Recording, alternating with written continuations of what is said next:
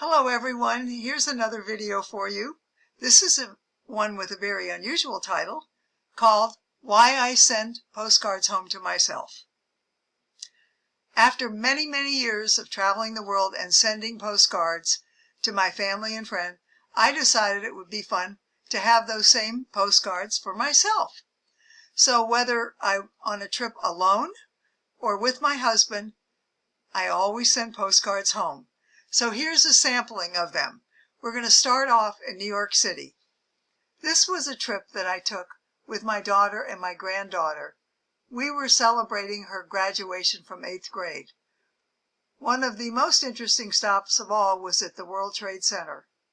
If you have not been to the museum there, the 9/11 Museum, by all means go. It is fascinating how they have reconstructed that day. And even though it's sad, it's definitely a very memorable day in American history, and I know that you'll get a lot out of visiting it if you ever have the chance. So we had a wonderful time in New York. We did all the touristy things, and my granddaughter loved every minute, and of course it was such a treat for her Grammy to be with her, and that was a very special trip. Okay, New York City postcard. Oh, the next one is Hawaii, the beautiful island of Hawaii. We were there because our son was married there a couple years ago, and we had the most wonderful time with both him and his new wife, who is just one of the most beautiful girls in all the world, and we were so happy for both of them. And, of course, Hawaii is a gorgeous island. We had the fun of taking a helicopter ride around it, and the views of Diamond Head were spectacular. Of course, the weather was perfect, the wedding was perfect, and so I sent this beautiful postcard of a beach in Hawaii home to remember that fabulous trip. Okay, onward. Here's another postcard from Hawaii, and that was, of course, the Pearl Harbor Museum. That fateful day in American history, another one, a museum that everybody should see. It was fascinating. We enjoyed standing on the museum on the SS Missouri, getting tongue-tied here, where the treaty was finally signed that ended the war with Japan, ended the war in the Pacific. So make sure you see that if you're ever there. Okay, onward and upward. The next one was in Quantico, Virginia, the Marine Corps Museum. Another fabulous museum. Everyone should see. I was just so interested in all the history of the Marine Corps. What an amazing group of men that have protected America for all these years. Ah, this was a lovely trip to the Cliffs of Moher in Ireland.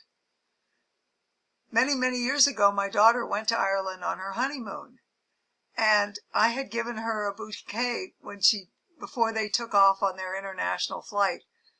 And when she and her husband got to the Cliffs of Moher, they threw that bouquet into the ocean and made a wish. Oh, I just thought that was such a lovely way to start their honeymoon. But the horrible part for us was that when we got to the Cliffs of Moher, it was completely fogged in. But at least I have this picture to see what it actually looks like. And of course, all the wonderful descriptions of my daughter and son-in-law being there many years ago. Oh, of course, you all know one of my favorite places is Africa. And this was a postcard from Kenya on a safari there. Another magical trip to the savannas of East Africa. Oh, what a treat. What a fabulous trip this was. So, a postcard to remind me of it. A very lovely image of so many animals and a beautiful sunset. My postcard home from beautiful Africa. Now, this is an interesting postcard in Scotland. This is the Dunratter Castle near Stonehaven, Scotland. And my goodness gracious, how in the world did they build this thing up on that gigantic rock right in the middle of the Irish Sea? And I'm telling you, we tromped all the way up these very long flight of stairs to get there. I just wonder how they built this magnificent structure so many years ago. But it was fun to be up there, and of course the views were spectacular. Scotland for you. Oh, another wonderful, wonderful spot in Scotland, St. Andrews Golf Course. As a golfer, I have watched so many tournaments that took place here. And what a treat it was to learn more about the royal and ancient golf and actually the history of golf began. The game started here. And my husband and I enjoyed walking on the footsteps onto the 18th green of all those famous players that made their mark on golf history here at St. Andrews. Oh, what a lovely trip this was. This was a trip I took with my son to the Redwood Forest in California. And those giant sequoias are absolutely an incredible, beautiful creation of Mother Nature. And we felt so tiny standing up against them, but it was a real treat to be in the presence of such amazing giants of nature.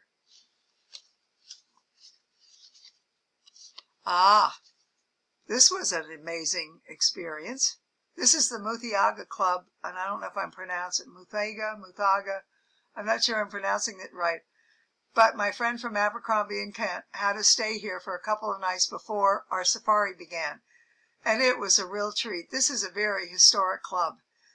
In it is the room where Meryl Streep walked in Out of Africa to talk to friends in the all-men's bar.